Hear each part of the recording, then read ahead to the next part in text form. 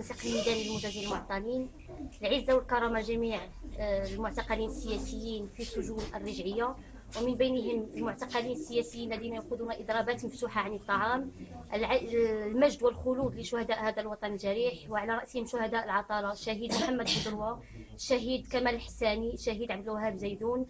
على إثر الآذان الصماء التي تنهجها الحكومة الحالية في ملف التشغيل، قرر التنسيق الميداني للمجازين المعطلين خوض إضراب عن الطعام مدة 48 ساعة كخطوة إنذارية من أجل إيصال صوته، ومن أجل الضغط على الحكومة الحالية للنظر أو لفتح حوار جاد ومسؤول في ملف لحل معضلة البطالة. وتحية نضالية. تحية نضالية لجميع الشهداء والمعتقلين السياسيين والمضربين عن الطعام، ومن بينهم إضراب الإنذاري اللي قام به التنسيق الميداني الإنذاري لمدة 48 ساعة. على أساسه غيكون وقفات واحتجاجات، ومن هنا أنا متضامنة مع المضربين عن الطعام، متضامنة معهم قلبا وقالبا. وحنا من الناس اللي ديباساو ال 45، ومع ذلك حنا ما زلنا مستمرين وعندنا امل باننا غادي نتوظفوا مستقبلا. وحنا كنعطيو القوه لهاد الناس اللي باقيين صغار بانهم يستمروا، ويكون عندهم امل، بان نرى الامل عمرنا ما غنفقدوا الامل. وهذا المخزن مهما دار فينا ما غاديش نتراجعوا ولو نموتوا في الشارع كاملين. وتحيه للجميع، وكنحيي المناضلات المضربات. كل اعضاء التنسيق المجازين المعطلين منضوي تحت لوائه كل من الجموعه الوطنيه للمجازين المعطلين، تنسيقيه تضامن، اتحاد المغربي، الاتحاد الوطني لتنسيقيه المجازين المعطلين، والتنسيقيه الوطنيه للمجازين المعطلين. على مر 3 سنوات من معاناه، على مر 3 سنوات من الحقرة والممارسات المخزنية اللي كيمارسها علينا المخزن الطاغي، على مر 3 سنوات من المعاناة والعذاب، قررنا اليوم نحن التنسيق الميداني للمجازين المعطلين خوض إضراب إنذاري عن الطعام لمدة 48 ساعة كخطوة إنذارية فقط، في حين وهذه رسالة يعني لكافة المسؤولين وبالخصوص لرئيس الحكومة السيد عبد الإله بن كيران. كنقول له بأن هذه ما هي إلا خطوة إنذارية، وبأننا إن شاء الله في القريب العاجل، يعني في حالة ما استجبش لهاد الخطوات اللي كنقوموا بها ولهاد الاشكال النضاليه اللي كنقوموا بها كل اسبوع، باننا كنوعدوا غادي نخوضوا اشكال نضاليه اخرى يعني في التصعيديه. وتحيه نضاليه لكل من يطالب باقرار الحق ورفع الظلم والحيف في هذا البلد. نضالية عالية لكل مناضلات ومناضلين ومضربات ومضربين مضربين على الطعام، التنسيق الميداني للمجازين المعطلين المرابطين هنا بساحة الرباط. أزيد من 3 سنوات من النضال المستمر، والذي يواجهون هذا النظام بالقمع والتقتيل والعنف. يعني نؤكد أننا هذه الخطوة التصعيدية والتي هي نخوضها منذ البارحة هي الإضراب الإنذاري عن الطعام لمدة 48 ساعة، ما هي إلا خطوة من الخطوات التصعيدية التي سنستمر في خوضها إلى حين يعني تحقيق مطلبنا هو التوظيف المباشر.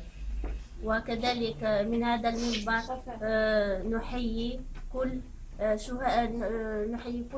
المعتقلين السياسيين المضربين عن الطعام في عدة مواقع من المغرب، فمزيدا من الصمود، مزيدا من الصمود. وتحية نضالية لكافة المضربين وكافة المناضلين، لشهداء العطالة، شهداء الحق والكرامة، وكذلك تحية نضالية لجميع غزوات وأعضاء السلسلة الميدانية من المعطلين، وكنخص بذكر تحية نضالية خاصة وتحية العز والكرم للمضربين هذا الطعام. كنقولوا بأن هذه الخطوة الإنذارية، بأن الخطوة ديال إضراب على الطعام كتجي كخطوة إنذارية الأذان الصماء ديال الحكومة والقمع والتعسف اللي كيتمارس علينا في الشارع كل أسبوع. كنتمناو أن الحكومة يكون عندها ولو جزء ديال الضمير وتشوف لينا، لأننا 3 سنوات هنا في الشارع، 3 سنوات ديال المعاناة، 3 سنوات ديال القمع، 3 سنوات ديال التدمير.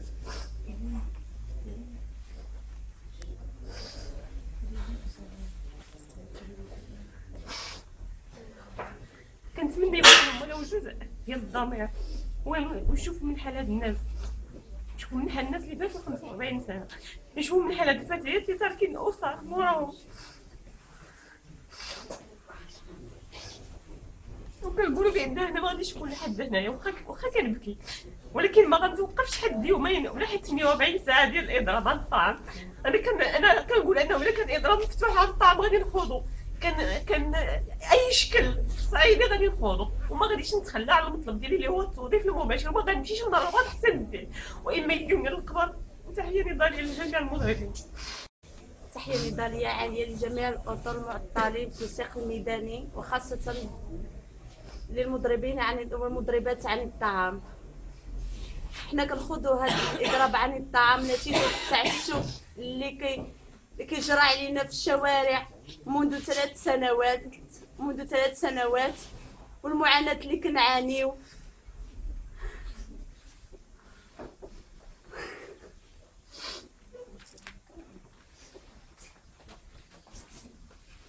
والقهر اللي عايشينه بسبب هاد الحكومة، وخاصة بن كيران. حنا 3 سنوات مشردين، مخليين والدينا، مخليين ولادنا، كنعيشو هموم ومآسي. كنتمناو يحسوا بينا ويشوفوا المعاناة اللي تنعيشو من الحرمان والقهر. وحنا مضربات عن الطعام ومضربين عن الطعام لمدة 48 ساعة، اضطرينا نديرو إلى أجل مفتوح. حنا معاهم حتى نموتو. بسم الله الرحمن الرحيم. تحية للشهداء، تحية للمعتقلين، تحية لكل مناضل ومناضلة، تحية للمضربين والمضربات عن الطعام. فكما يعلم الكل أننا قضينا 3 سنوات في شوارع الرباط وساحات الرباط نطالب بالإدماج الفوري في أسلاك الوظيفة العمومية، بعد أن عانينا من عدم الإدماج من عدم الإدماج في الحياة المجتمعية من جراء البطالة، وبعد أن فقدنا الأمل في اجتياز مبارك التي تكرس للبطالة.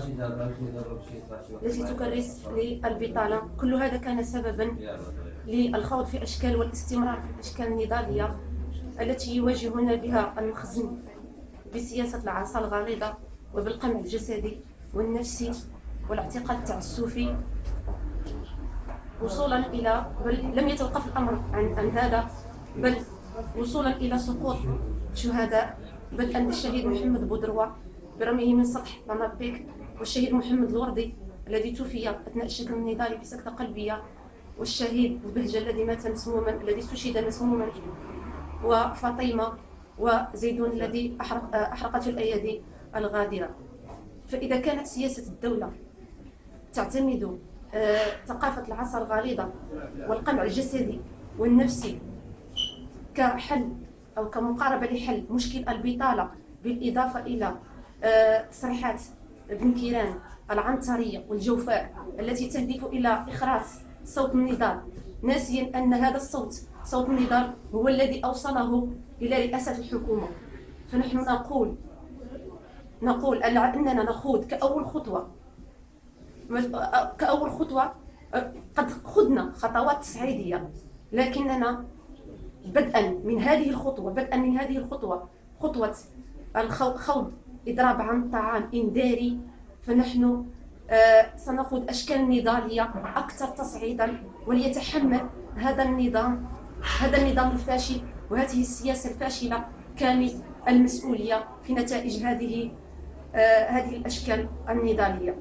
اليوم نخوض إضراب عن الطعام لمدة 48 ساعة، وإذا استمرت هذه السياسة الفاشلة وهذا النظام الفاشل في اعتماد سياسة العصا الغليظة وثقافة القمع الجسدي والنفسي، والحكومة بالاعتماد على سياسة الأذان الصماء، فنحن سنخوض في إضراب عن الطعام مفتوح، ثم سنخوض أشكال نضالية أكثر تصعيدا ما غاديش يتوقعها لا النظام ولا المخزن، لأننا حنا ما باغيين والو، باغيين غير نخدموا. لو كان حنا 3 سنين وحنا في الشوارع، لو كان الشواهد الرباط كتكلم، لو كانت الحيطان البرلمان كتكلم لشهدت لنا ولا عطاتنا حقنا. على هاد الناس هادو اللي كيعتمدوا سياسه الاذان الصماء، وعلى هاد المخزن اللي كيعتمد المقاربه الامنيه كحل البطاله. كون كانت المقاربه الامنيه، كون كانت العصا راه غادي ترجعنا لديورنا ورجعنا شحال هادي. حنا لا العصا بقات، لا العصا كتنفع، ولا العصا غادي ترجعنا لديورنا، ولا الاعتقال تاع السوفي، ولا دوك المحاضر المزوره غادي يتنيونا على النضال ديالنا وعلى اشكال النضال ديالنا التصعيدي. فاما قلناها ولا زلنا نقول، فاما الوظيفه او الممات، وكما نرفع شعار عادنا العائلاتي، اما التوظيف او الممات. احنا اما نخدموا او يقتلونا. وتحيه نضاليه